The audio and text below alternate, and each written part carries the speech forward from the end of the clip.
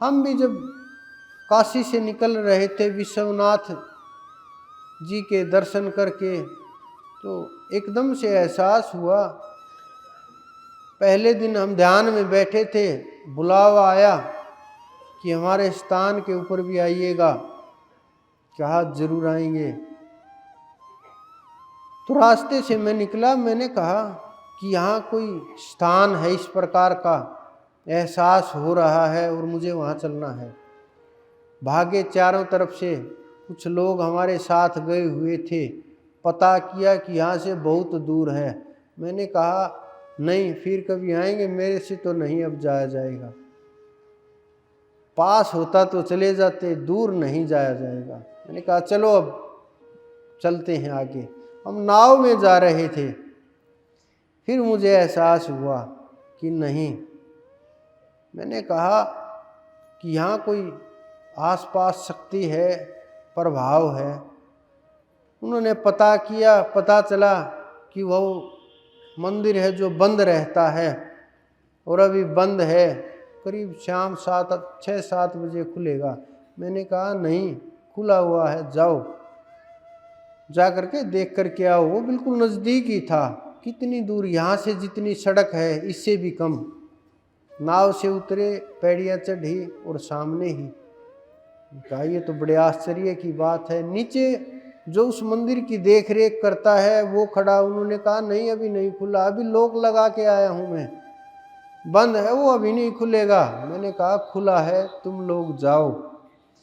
वहाँ साफ सफाई चल रही, उसको धो रहे। उन्होंने बात की कि कैसे खोला, कि अभी आधे घंटे पहले मैसेज आया है इनके लड़के का कि मंदिर के अंदर साफ सफाई कर दो, मैं आऊँगा कल। तो हम साफ सफाई में लगे हुए हैं। तो पूरी साफ सफाई चल रही, वहाँ बिल्कुल खुला।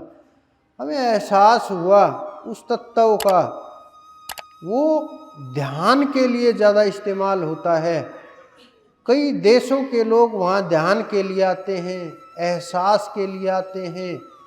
तो ये जो पवित्र भूमि होती है, जहाँ संतों के चरण पड़ते हैं, जहाँ संतों ने तपस्या की है, जहाँ संत रहे हैं, काशी के अंदर तो क्या वर्णन करे संतों का। वो तो संतों से भरी हुई नगरी। इतना ही कहूँगा कि एक एक कदम के ऊपर सिद्ध जहाँ निवास, वो तो एनर्जी से भरपूर, ताकत से भरपूर। तो आप किसी भी चीज़ को उस प्रकार से समझें जैसी वो होती हैं, ना कि उस प्रकार से अपने नज़रिए से, अपने तरीके से, मन माने ढंग से, मन माने विचार से ऐसे मत समझें। तो आप अपने आप के ऊपर जब काम करेंगे, अपने आप की खोज करेंगे, अपने आप अंदर में उतरेंगे, तो आपको अपने आप सारे तत्व, सारे ऋषि महर्षि योगीजन अपने आप ढूंढ लेंगे। ये क्रिया है। आप किस किस को ढूंढोगे, किस प्रकार से ऋषियों के दर्शन करोगे? आपके बुलाने से तो वो नहीं आएंगे। और परमात्मा क्यों भेजेगा आपके पास? क्या क्षमता है आपके अंदर इतनी? क्योंकि साधना आपने की नहीं। जब आप साधना करोगे, अंदर में इतनी अक्षमता पैदा होगी, अंदर में इतनी ताकत पैदा होगी, अंदर में भाव मजबूत होगा, समर्पण हो जाएगा, तो आप उसी के हो गए। फिर वो परमात्मा उन सिद्धों को भेज देता है कि इसके ऊपर कृपा करो और इसको पार लगाओ। इस जीव को अगले जन्म नहीं रहना, आगे इसका जन्म मरण का बंधन कट जाना है। तो आप इस प्रकार से समझें इन चीज़ों को। ये रहस्य जब आप जानेंगे, ये घटनाएं आपके साथ भी होंगी। ये नहीं है कि उन्हीं के साथ हुई और सबके साथ होती हैं ये घटनाएं। सिद्धों के लिए ये चीज़ें बड़ी नहीं हैं, बिल्कुल भी बड़ी नहीं हैं। लेकिन साधारण जब हम साधना नहीं करते, हमें ये चीज़ें बहुत बड़ी दिखती हैं कि ये बहुत बड़ी घटना है, बहुत बड़ी चीज़ें हैं। ये बहुत छोटी छोटी चीज़ें हैं। एहसास होता है। एहसास जब आप साधना करोगे, ये नहीं कि मात्र आपको आवाज़ ही सुनाई देगी। किसी को आवाज़ के माध्यम से वो संदेश आएंगे, किसी को विचार के माध्यम से संदेश आएंगे, किसी को दिखा करके संदेश दिए जाएंगे, किसी को किसी न किसी तरीके से वो दिमाग के अंदर चीज़ें घुसाई जाएंगी, किसी के हृदय में वो चीज़ें पैदा की जाएंगी। अनेकों अनेक माध्यम हैं, अनेकों अनेक पद्धतियां हैं, अनेकों अनेक तरीके हैं सिद्धों के अलग अलग प्रकार से। जो आत्मा जिस प्रकार से प्रयास करती है, जिस प्रकार से समझ सकती है, उसी तरीके से वो समझा देते हैं। आपने सिद्धों को भी देखा होगा, कोई खुली आंखों से कुछ भी बता देता है, कोई आंख बंद करके ध्यान में जा करके बताता है, कोई जो अंधा है उसको शब्द के माध्यम सुन करके बता देता है, कोई जिसके ना कान काम करते हैं ना आँखें काम करती हैं वो विचार के माध्यम से बता देता है, और जो विचार नहीं उसको एहसास हो जाता है, वाइब्रेशन आ जाते हैं। क्योंकि ये वाइब्रेशन की अलग अलग प्रकार की तरंगें होती हैं, इनका अलग अलग प्रकार का सिस्टम होता है। और ये एक प्रकार से, जिस प्रकार से मानव के शरीर अलग अलग प्रकार के होते हैं, सब एक प्रकार के हैं लेकिन चेहरे अलग अलग प्रकार के हैं, उसी प्रकार से सब ऊर्जाएं अलग अलग, एक ऊर्जा होते हुए भी अलग अलग प्रकार की ऊर्जाएं हैं और उनका अलग अलग प्रकार का पैटर्न होता है। तो जब वो पैटर्न समझ में आता है तो सारे रहस्य, जिस प्रकार से साधारण भाषा में फोन का कोई पैटर्न हो वो टूट जाए तो सारा का सारा फोन खुल जाता है, हैक हो जाता है। तो उसी प्रकार से उन ऊर्जाओं के पैटर्न जब समझ में आते हैं, पकड़ में आते हैं, तो सारे के सारे रहस्य अपने आप खुल जाते हैं, किसी को खोलने नहीं पड़ते, सब रहस्य अपने आप खुल जाते हैं। लेकिन उस स्थिति को जानने के लिए, वहाँ तक पहुँचने के लिए आप शुरुआत करोगे, ध्यान करोगे, उस परमात्मा की कृपा आपके ऊपर बरसेगी, कोई नहीं रोक सकता। ये छोटी चीज़ें रह जाएंगी, बहुत, ये काम बहुत छोटे रह जाएंगे, बहुत छोटे। आपको एहसास होगा आप वो तत्व हो जिसके अंदर परमात्मा वास है, आप वो जीवन मुक्त आत्माएं हो लेकिन बंधे हुए हो।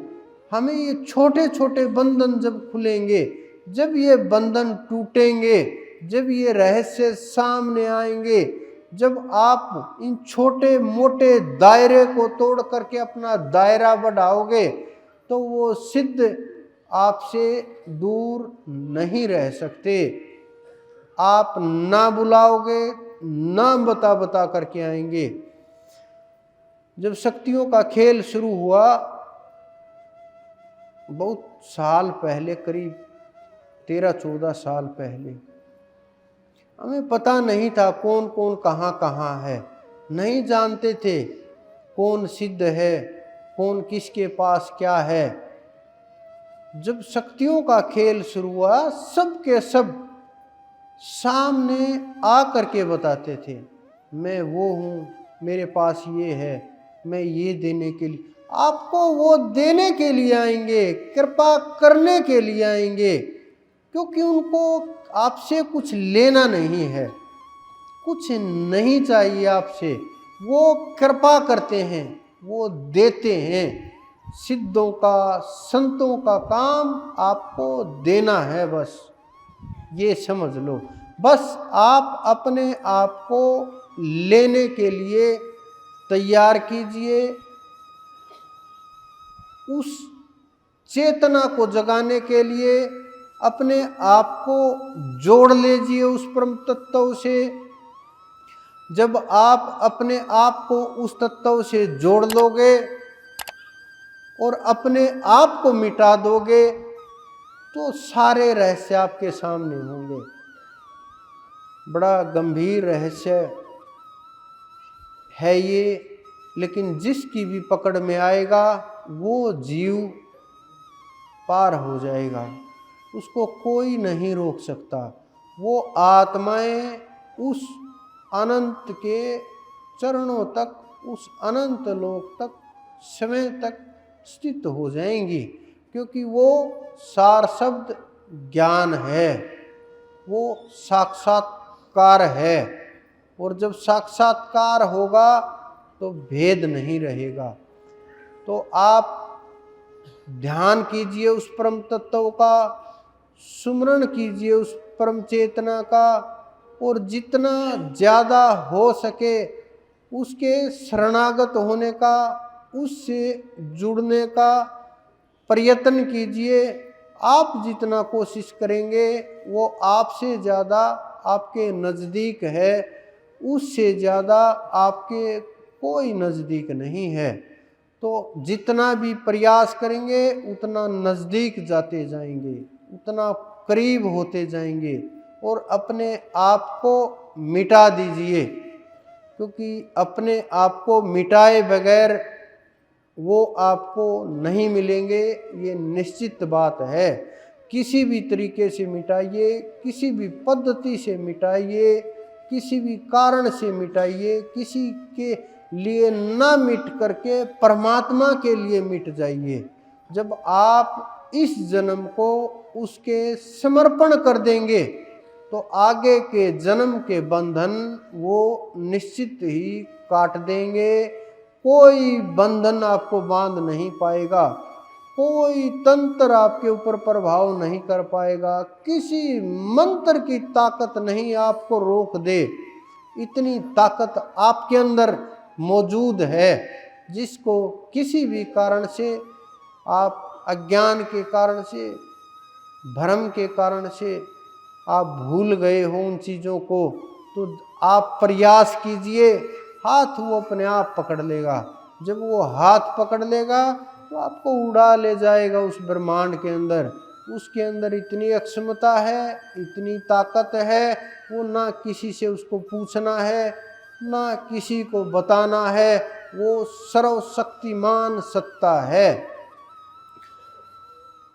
तो साधना शुरू कीजिए, प्रयास कीजिए, श्वास के ऊपर पकड़ कीजिए और ध्यान कीजिए उस परम तत्व, परम चेतना का, और खोज कीजिए स्वयं की।